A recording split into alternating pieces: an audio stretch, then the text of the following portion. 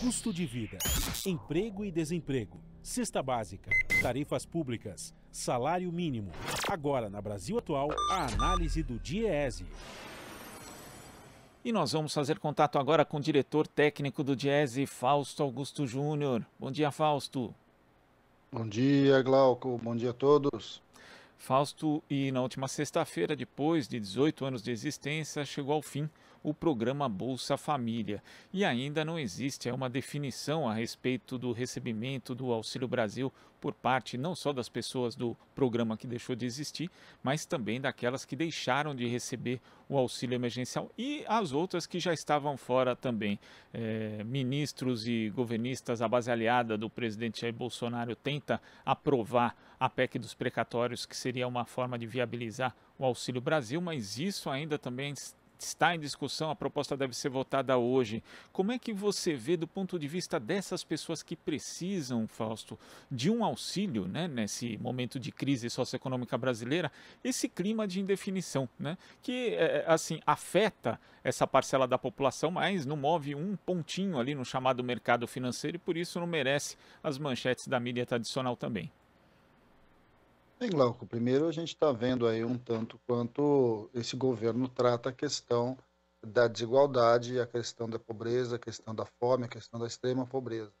Não só não há definição, como há um desmonte da estrutura que foi construída e tão bem sucedida como foi o caso do Bolsa Família. É lamentável a gente assistir à desconstrução de um programa que não é um programa de um governo. Isso foi construído enquanto um programa de Estado. É bom lembrar que a entrada da questão da segurança alimentar como um direito social é a base de constituição do direito do Bolsa Família. Depois disso, o princípio da municipalidade, né, da territorialidade, você vincular a forma como você pensa o objetivo do benefício vinculado ao desenvolvimento territorial, a lógica organizada a partir da base, não a partir do topo. Tudo isso, de certo modo, está sendo desmontado. Vamos lembrar também que o Bolsa Família ele foi um programa que organizou uma série de outros benefícios, deu sentido para uma política de enfrentamento da pobreza e da desigualdade no Brasil, que agora a gente também vai ver um processo de pulverização, um processo de separação, novamente com a criação de diferentes benefícios, e o pior de tudo, provavelmente, como aparece em todas as informações, com menos pessoas, com valores defasados, sem política de fato que de alguma forma dialogue com a necessidade do Brasil de hoje, esse Brasil que empobreceu, esse Brasil que ficou mais desigual, esse Brasil que sai da pandemia com muito mais dificuldade econômica e de alguma forma está vinculado às escolhas desse governo. Ao mesmo tempo, na semana passada, a gente também assistiu o debate aí sobre a alta dos juros, né, sobre a elevação desse ponto e meio de juros, né, 1,5 ponto, colocando os juros no caminho dos 2 dígitos e que vai custar aos cofres públicos muito mais recurso do que o governo afirma necessitar para implementar o Auxílio Brasil. Ou seja, de um lado a gente está vendo recursos para os pobres sendo retirados, direitos sociais sendo desconstruídos, e de outro a gente está vendo mais recursos saindo do Tesouro, saindo do fundo público, saindo dos nossos impostos para o setor financeiro, ou seja, aqueles que mais ganham, aqueles que mais têm, de novo num processo de ampliação da nossa desigualdade.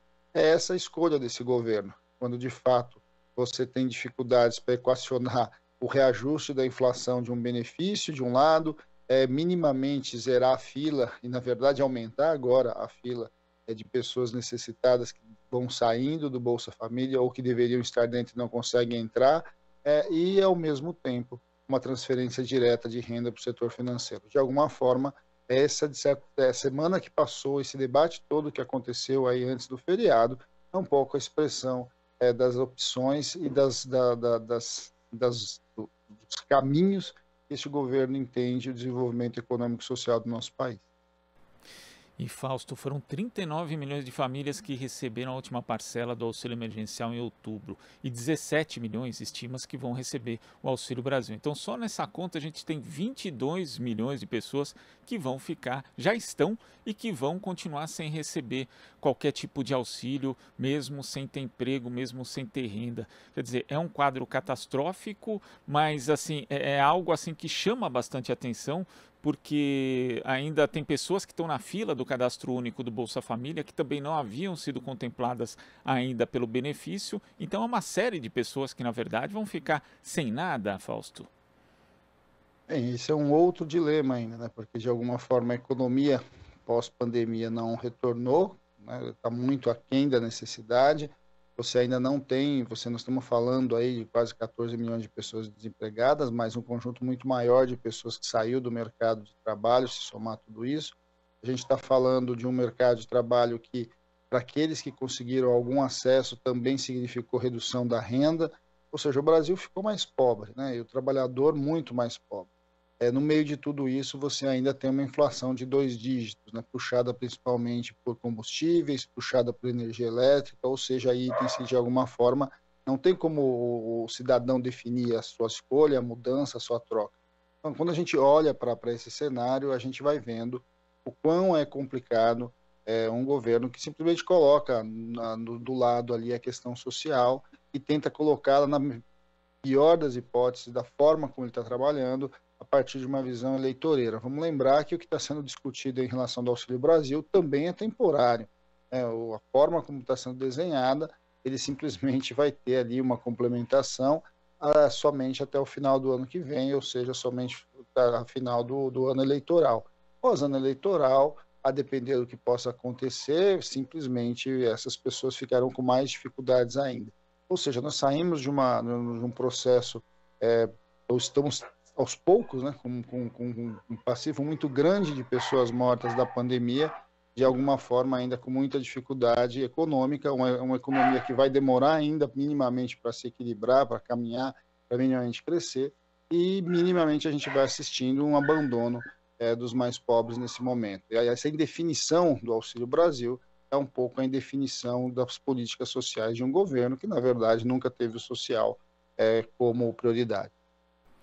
Inclusive, a ex-ministra Tereza Campelo falou numa entrevista, Fausto, que o presidente poderia simplesmente ter levado a linha da pobreza e reajustado os benefícios do Bolsa Família. Não causaria toda essa indefinição em relação ao futuro dos beneficiários. Por isso que soa mais inacreditável ainda que o momento de verdadeira tragédia social que o Brasil vive, o governo arrisque a vida dessas pessoas, porque na prática isso está pondo a sobrevivência dessas famílias em risco por conta de um programa que é temporário, é eleitoreiro. A gente fala que é eleitoreiro porque, na verdade, a sua concepção é só para dar uma marca social ao governo e também é muito mal desenhado, não tem aí as possibilidades que o Bolsa Família, por exemplo, tinha, caso fosse ampliado, para suprir as necessidades das famílias brasileiras, Fausto.